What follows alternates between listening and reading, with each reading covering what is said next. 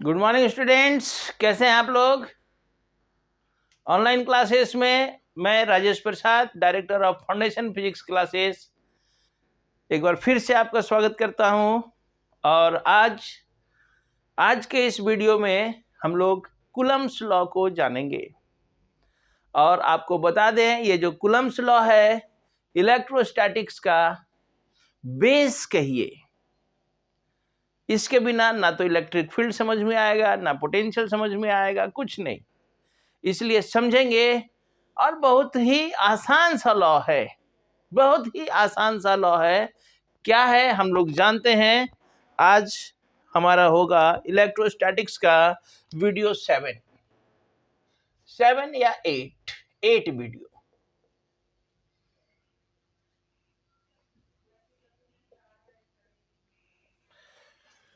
Video 8, और इसमें हम लोगों को जानना है कूलम्ब्स लॉ। लेकिन कूलम्ब्स लॉ जानने से पहले हम लोग एक छोटा सा डेफिनेशन है जिसको जान लेंगे, point charges.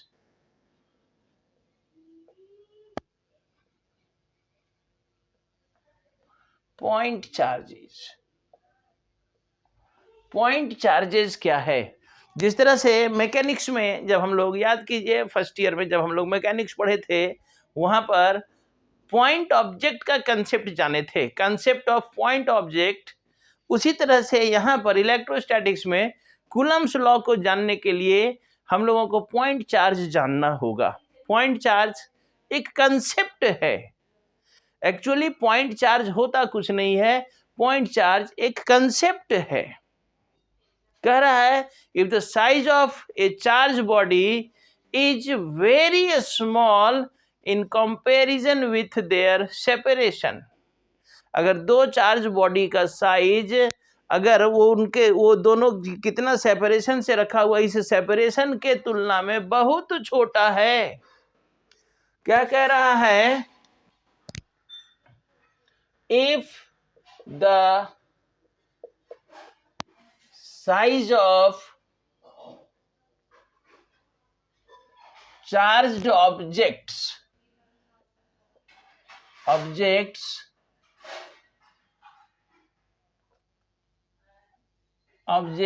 is very small in comparison with their separation,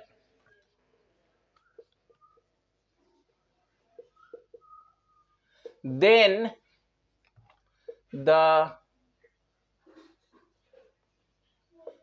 charged objects are considered as point charges. ये एक छोटा सा कंसेप्ट है पॉइंट चार्ज। क्या कंसेप्ट है कि अगर चार्ज वस्तु का साइज उन दोनों के सेपरेशन के कंपैरिजन में, दो चार्ज वस्तु कितना दूरी से सेपरेट किया हुआ है, अगर इस सेपरेशन के तुलना में दोनों का साइज बहुत छोटा हो जाए, साइज छोटा हो जाए, चार्ज छोटा बड़ा से कोई मतलब नहीं है कि सर पॉइंट चार्ज है तो चार्ज छोटा होना चाहिए ना, नहीं, size.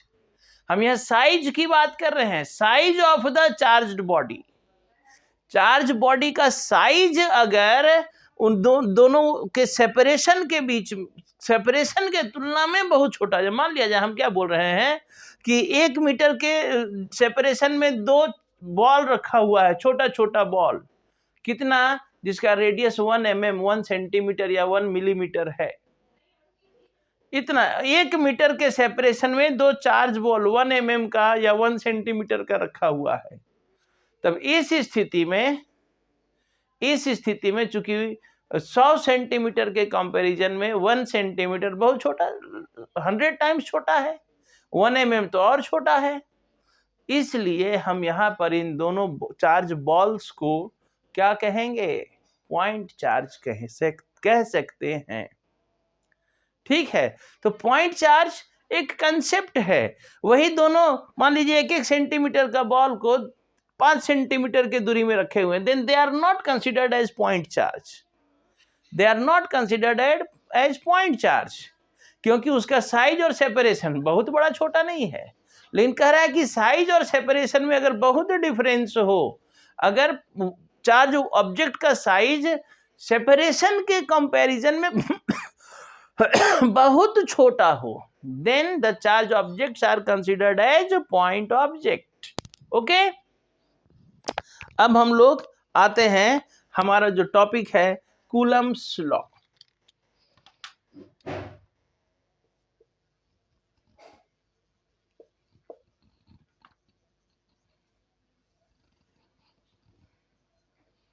Coulomb's law very important लिखेंगे, वेरी इंपॉर्टेंट। जैसा कि अभी आपको स्टार्टिंग में भी बताया कि कूलम्ब्स लॉ इलेक्ट्रोस्टैटिक्स का एक तरह से कहिए कि बेस है। चाहे आप फील्ड पढ़िए, पोटेंशियल पढ़िए, कुछ भी पढ़िए, कूलम्ब्स लॉ वहाँ पर टांग अड़ाएगा ही अड़ाएगा, क्योंकि जहाँ भी दो चार्ज का बात आएगा, दोनों चार्ज एक जैसा कि चार्ज का प्रॉपर्टी है कि like charges repel each other, unlike charges attract each other. तो रिपल्सन या अट्रैक्शन क्या हुआ, एक तरह का फोर्स हुआ। यानी कि हम कह सकते हैं कि दो चार्ज में प्रॉपर्टी है कि दोनों चार्ज एक दूसरे के नजदीक आएगा तो फोर्स लगाएगा। तो भाई कितना फोर्स लगाएगा, इसको कैलकुलेट किया था कूलम्ब ने। और कूलम्ब इसी कैलकुलेशन को, कूलम्ब जो है एक फॉर्मूला दिए, किस चीज का फॉर्मूला, तो दो चार्ज के बीच लगने वाले फोर्स का फॉर्मूला दिए। कितना formula, it is based on experimental facts, Coulomb's law is an experimental law. कितना दिए, कैसे कैलकुलेट किए, हम लोग जानेंगे। क्या था कूलम्ब, तो सबसे पहली बात कूलम्ब ने क्या दिया, कूलम्ब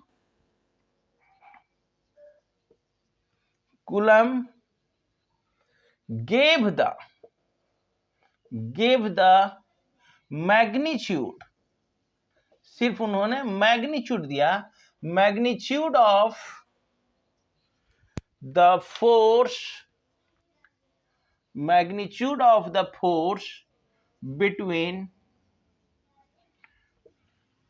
टू पॉइंट चार्जेस। हाँ, पॉइंट चार्जेस, इसीलिए तो आपको पॉइंट चार्ज पहले समझाए हम, पॉइंट चार्जेस।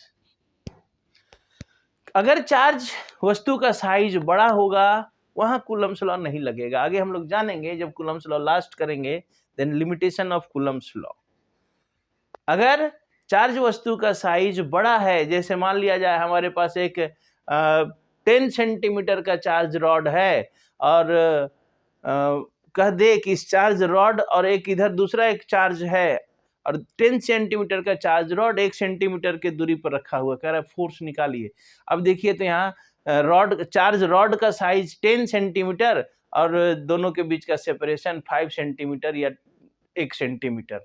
तो भैया यहाँ तो साइज ही बड़ा हो गया, साइज बड़ा हो गया, सेपरेशन कम हो गया, तो यहाँ पर कूलम्ब्स लॉ नहीं लगेगा। कैसे लगेगा आगे हम लोग जानेंगे।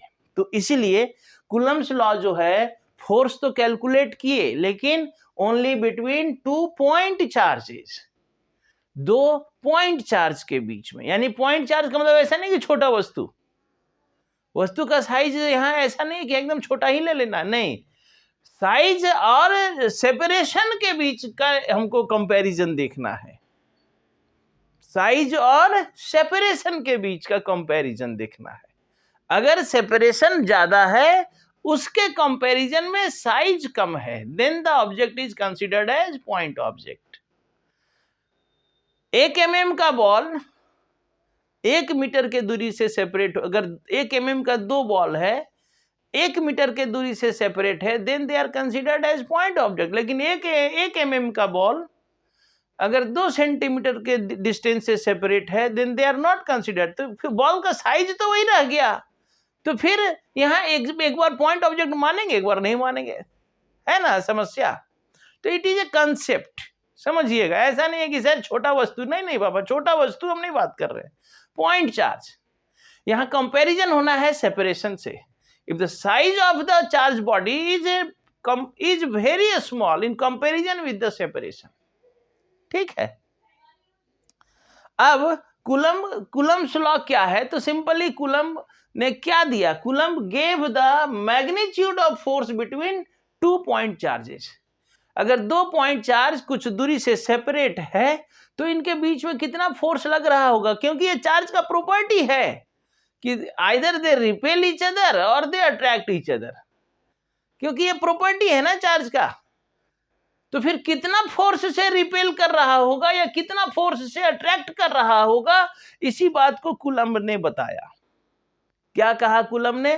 कैलकुलेट किया कितना फोर्स लगा रहा है। तो इट इज कैसे कैलकुलेट? सपना तो नहीं आया होगा ना कूलम्ब को कि रात में सोए, सपना में भगवान आए और बोले कि बेटा सुबह ऐसे ऐसे लॉ लिख देना, हो जाएगा, तुम्हारा काम हो जाएगा, जाओ। नहीं, उन्होंने इसको कैलकुलेट किया, एक्सपेरिमेंटली देखा, निकाला कि भाई कितना फोर्स लग रहा है, और जब फोर्स लग रहा है किस किस बात पर डिपेंड कर रहा है, और जब कैलकुलेट किया जो रिजल्ट आया उसी को उन्होंने एक लॉ दे दिया, उसी को एक फॉर्मूला दे दिया कि भैया 2 चार्ज के बीच फोर्स निकालना है तो फोर्स इन बातों पर डिपेंड करेगा, ऐसे फोर्स निकलेगा। फोर्स लग रहा है ये कूलम्ब ने नहीं कहा, वो तो प्रॉपर्टी है चार्ज का। कितना फोर्स लग रहा है इसको कैलकुलेट करने का तरीका बताए। क्या कहते हैं? अकॉर्डिंग टू दिस लॉ या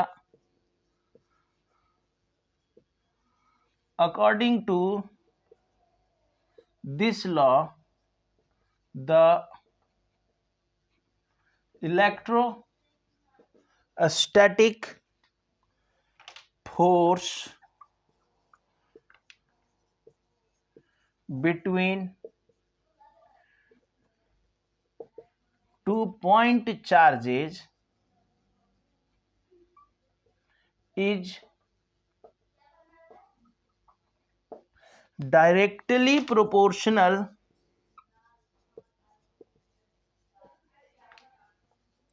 to the product of their magnitude and inversely proportional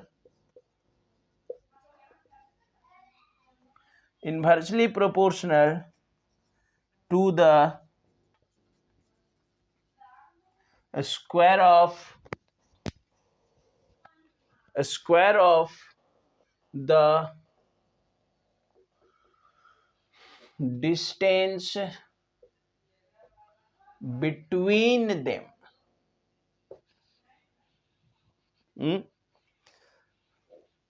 That is, consider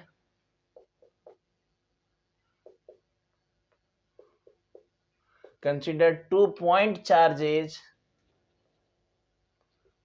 Q1 and Q2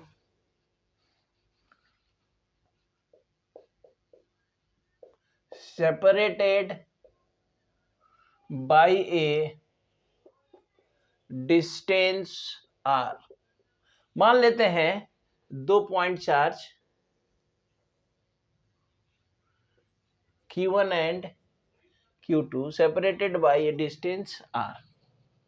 अभी ये दोनों चार्ज प्लस है कि माइनस है, क्या है नहीं पता। क्यों? क्योंकि कूलम्ब ने सिर्फ मैग्नीट्यूड दिया है। बाद में हम लोग इसको वेक्टर फॉर्म में चेंज करेंगे कि भैया फोर्स जो लग रहा है सर वो अट्रैक्शन का लग रहा है कि रिपल्सन का लग रहा है, किधर लग रहा है। तो इसके लिए हमको चार्ज का नेचर लेना होगा। तो इसको हम लोग जानेंगे कूलम्ब्स लॉ को जब वेक्टर फॉर्म में हम लोग कन्वर्ट करेंगे। अभी हम लोग सिर्फ जो कूलम्ब का लॉ है, मैग्नीट्यूड ऑफ फोर्स कैसे निकलेगा इसको जान रहे हैं। ठीक है, समझिएगा। यहां पर अभी चार्ज के प्लस माइनस से मतलब नहीं है। क्यों नहीं है? क्योंकि हम लोग सिर्फ फोर्स का मैग्नीट्यूड जान रहे हैं, या coulomb gave the magnitude of force. Magnitude of force का मतलब सिर्फ कितना फोर्स लगेगा इसको बताया। लेकिन हमको लोग जान रहे हैं कि force is a vector quantity, तो फिर डायरेक्शन जानना होगा, तो इसके लिए इसी कूलम्स लॉ को we express in vector form. तो वो अगले वीडियो में या अगले टॉपिक में हम लोग देखेंगे। अभी तो इसीलिए यहाँ पर अभी चार्ज का नेचर न लेकर के सिर्फ हम लोग दो चार्ज का मैग्नीट्यूड लेते हैं, कितना, Q1 एंड Q2, और दोनों कितना डिस्टेंस से सेपरेट है, R डिस्टेंस है।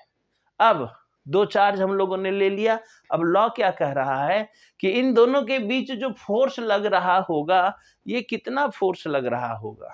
तो कूलम ने इसको कैलकुलेट किया एक्सपेरिमेंटली, और जब वो फोर्स कैलकुलेट किए होंगे तो क्या क्या किए होंगे, चार्ज के मैग्नीट्यूड को छोटा बड़ा किए होंगे, कभी बढ़ाए होंगे कभी घटाए होंगे, फिर फोर्स निकाले होंगे, डिस्टेंस को कभी दूर किए, यानी डिस्टेंस को कभी बढ़ाए कभी घटाए, दो चार्ज के बीच का जो डिस्टेंस है, बढ़ाने के बाद फोर्स कैलकुलेट किए, घटाने के बाद फोर्स कैलकुलेट किए, और कैलकुलेशन करने के बाद जो रिजल्ट उन्होंने पाया उसी को उन्होंने एक फॉर्मूला के रूप में सेट किया, जिसको कि आज हम लोग कूलम्स लॉ के नाम से जानते हैं। और वो जब कैलकुलेट किए तो क्या पाए, तो उन्होंने पाया कि दो चार्ज के बीच जो लगने वाला फोर्स है, ये दोनों चार्ज के मैग्नीट्यूड के प्रोडक्ट का डायरेक्टली प्रोपोर्शनल हो रहा है। मतलब कि चार्ज अगर छोटा चार्ज ले रहे हैं तो दोनों के बीच में फोर्स कम लग रहा है, बड़ा चार्ज ले रहे हैं तो दोनों के बीच में फोर्स ज्यादा लग रहा है। और क्या डिस्टेंस के बारे में क्या देखा उन्होंने कि जब दूरी को घटा रहे हैं फोर्स बढ़ जा रहा है, दूरी को बढ़ा रहे हैं फोर्स घट रहा है, यानी कि जो फोर्स है चार्ज के मैग्नीट्यूड पर डायरेक्टली डिपेंड कर रहा है और डिस्टेंस के स्क्वायर पर इनवर्सली डिपेंड कर रहा है। क्या कहा, लॉ को एक बार हम लोग समझते हैं। उन्होंने कहा कि according to this law the electrostatic force between 2 point charges is directly proportional to the product of their magnitude। Magnitude यानी वैल्यू, चार्ज के मैग्नीट्यूड के प्रोडक्ट का directly proportional and inversely proportional to the square of the distance between them, और distance के square का inversely, यानी कि हम लिख सकते हैं from law F is proportional to Q1 into Q2, charge के प्रोडक्ट का directly proportional and proportional to 1/r², और इनवर्सली प्रोपोर्शनल, इनवर्सली का इनवर्स कैसे लिखते हैं, 5 का इनवर्स 1/5, तो डिस्टेंस के स्क्वायर का इनवर्सली प्रोपोर्शनल यानी 1/r²। अब दोनों को हम लोग कंबाइन कराते हैं, कंबाइनिंग 1 and 2 वी गेट, क्या मिलेगा भाई, तो F proportional to Q1 Q2/r², और यहां से लिखेंगे F is equal to K Q1 Q2/r²। ये आपका कूलम्स लॉ मिला। This is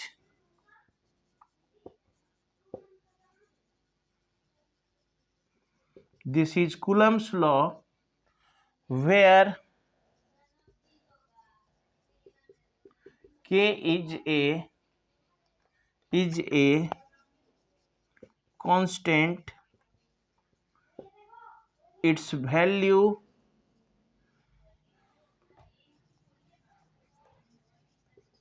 depends on the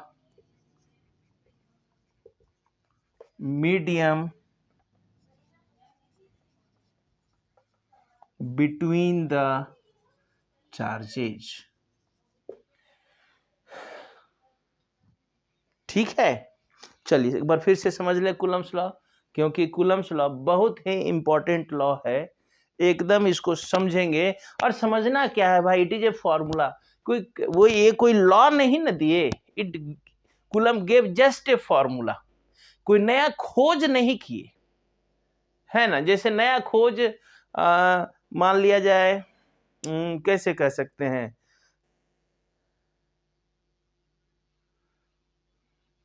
नया खोज जैसे क्या, नया खोज जैसे बताइए आप लोग, नया खोज में क्या होगा, नया खोज में क्या होगा, कोई नया चीज, क्योंकि यहाँ पर फिजिक्स में खोज नहीं, नेचर के नियमों की बात होती है, खोज तो केमिस्ट्री में होता है कि भैया H2 और O2 मिला तो पानी बन गया, है ना। लेकिन नेचर में जो घटना घटता है, घटना कोई खोज नहीं है ना। फिजिक्स क्या है, खोज नहीं करता है, हाँ नेचर के नियमों का पता लगाता है कि ये घटना किस नियम से हुआ, ये घटना किस नियम से हुआ। तो नियम अलग बात है, नियम का खोज होगा, है? नियम का खोज होगा कि जैसे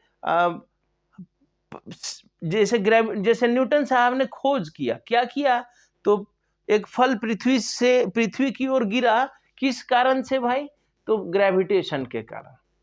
तो it is a law, it is a invention कहिए या डिस्कवरी कहिए, डिस्कवरी, इट इज डिस्कवरी, है ना। ये पता लगाए, किस कारण का पता लगाए, लेकिन यहाँ कोई कारण का पता नहीं चल रहा है ना, ये कोई कारण नहीं बता रहे हैं कि दो चार्ज के बीच फोर्स काहे लग रहा है। तो ये इस तरह का लॉ नहीं है, ये कोई खोज वाला लॉ नहीं है ना। जैसे न्यूटन साहब ने खोजा क्या, ग्रेविटेशन के बारे में पता, ग्रेविटेशन के बारे में लॉ दिया कि वो वस्तुएं पृथ्वी की ओर क्यों गिरती हैं, क्यों का बात यहां नहीं बता रहे हैं coulomb just gave a magnitude, just gave a formula. किस चीज का फॉर्मूला, दो चार्ज के बीच लगने वाले फोर्स का फॉर्मूला। समझ में आ रहा है क्या बोल रहे हैं। तो इसलिए इसमें ये कारण कुछ है नहीं, यहाँ रीजन थोड़े हमको समझना है, जानना है कि सर ऐसा क्यों हो रहा है। It is just a calculation कि दो चार्ज के बीच फोर्स कितना लग रहा है, तो उन्होंने कैलकुलेट किया। तो फोर्स कितना लग रहा है तो उसको निकालने का चीज है ना, कितना लग रहा है तो उसको निकाला गया। कैसे निकाला गया, तो एक्सपेरिमेंट से फोर्स को निकाला गया एक्सपेरिमेंट से। तो क्या पाते हैं, जब फोर्स को वो कैलकुलेट किए तो क्या पाते हैं कि दो चार्ज के बीच लगने वाला जो फोर्स है, चार्ज के मैग्नीट्यूड के प्रोडक्ट पर डायरेक्टली डिपेंड कर रहा है और डिस्टेंस के स्क्वायर पर इनवर्सली डिपेंड कर रहा है। यानी कि मैग्नीट्यूड बढ़ेगा तो फोर्स बढ़ेगा, डिस्टेंस घटेगा तो फोर्स बढ़ेगा, और डिस्टेंस बढ़ेगा तो फोर्स घटेगा। इनवर्सली का मतलब यही हो रहा है ना। अब इसी को उन्होंने एक फॉर्मूला में सेट किया कि F proportional to Q1 into Q2 and F proportional to 1/r², inversely है तो 1/r²। अब इनको कंबाइन कराए हम लोग, तो F proportional to Q1 Q2/r²। तो देखिए एक चीज याद रखिएगा कि रूल को जानना, रूल वाला लॉ अलग होता है और एक फॉर्मूला वाला लॉ। तो फॉर्मूला वाला लॉ क्यों सर, ऐसा क्यों, तो ऐसा क्यों का यहाँ कोई जवाब नहीं है, क्योंकि it is just a calculation. और कुछ खोज वाला लॉ, जैसे न्यूटन साहब, सर पेन नीचे क्यों गिरा भाई, तब हम कह सकते हैं ग्रेविटेशन के कारण। ये भी क्या हुआ कि ये वस्तुओं का property, all the object in this universe attract each other. तो एक नया खोज मिला ना, खोज हुआ ना। लेकिन यहां कोई नया खोज नहीं था, कुलम्स के लॉ में कोई नया खोज नहीं था। It is just a formula, just a calculation. कितना फोर्स, तो sir K Q1Q2/r², K Q1Q2, this is Coulomb's law. Coulomb's law is just a formula. समझ में आ रहा है, Coulomb's law is just a, किस चीज का फॉर्मूला है, तो सर दो चार्ज के बीच फोर्स निकालने का फॉर्मूला। कितना force, K Q1Q2/r²। Sir force कितना, तो हम दो तरह से कह सकते हैं कि सर चार्ज के प्रोडक्ट का डायरेक्टली प्रोपोर्शनल और डिस्टेंस के स्क्वायर का inversely proportional. F = K Q1Q2/r²। अब यहाँ पर K क्या है, प्रोपोर्शनलिटी साइन को हटाते हैं तो कांस्टेंट लेते हैं, K कांस्टेंट है, प्रोपोर्शनल कांस्टेंट। अब इस K का जो वैल्यू है, कुलम जो है क्या करते हैं कि चार्ज को अलग अलग मीडियम में जब कैलकुलेट कर रहे थे तो हर तरह से ना कैलकुलेट करना होगा।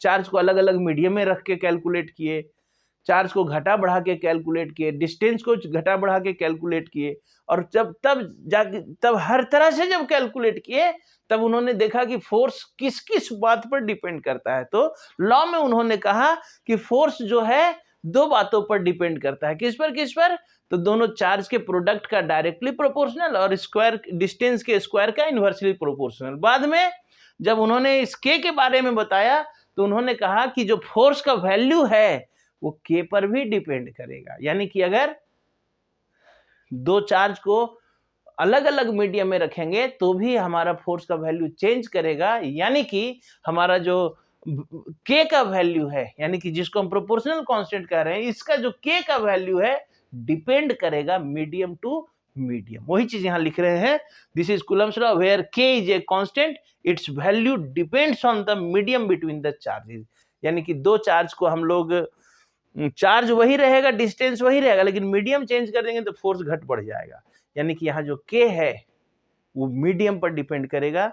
नेक्स्ट वीडियो में हम लोग देखेंगे कि अलग अलग मीडियम के लिए K का वैल्यू क्या क्या होगा। हम लोग हालांकि हम लोग देखेंगे अलग अलग मीडियम के लिए, लेकिन हम लोगों को सिलेबस में सिर्फ और सिर्फ एयर मीडियम के लिए फोर्स को कैलकुलेट करना है। एयर मीडियम के लिए हमको K का वैल्यू जानना है। चलिए इन शॉर्ट एक बार हम लोग फिर से कूलम्स लॉ को रिपीट कर लें। कूलम ने क्या दिया? तो coulomb gave the magnitude of force between 2 point charges. Point charges ध्यान रखेंगे, 2 पॉइंट चार्ज के बीच कितना फोर्स लगेगा इसको कैलकुलेट करने का तरीका बताया। मैग्नीट्यूड ऑफ फोर्स, फोर्स कितना लगेगा इस बात को कूलम ने बताया। ओके, क्या कहा उन्होंने कि दो चार्ज के बीच जो फोर्स लगेगा it is directly proportional to the product of the magnitude of the charges, directly proportional to the product of the magnitude of the charges and inversely proportional to the square of the distance between them। यानी कि F, अगर हम लोग दो charge लेते हैं Q1 और Q2, दोनों को r डिस्टेंस से सेपरेट कराते हैं, तो इनके बीच में जो फोर्स लग रहा होगा F directly proportional to Q1 and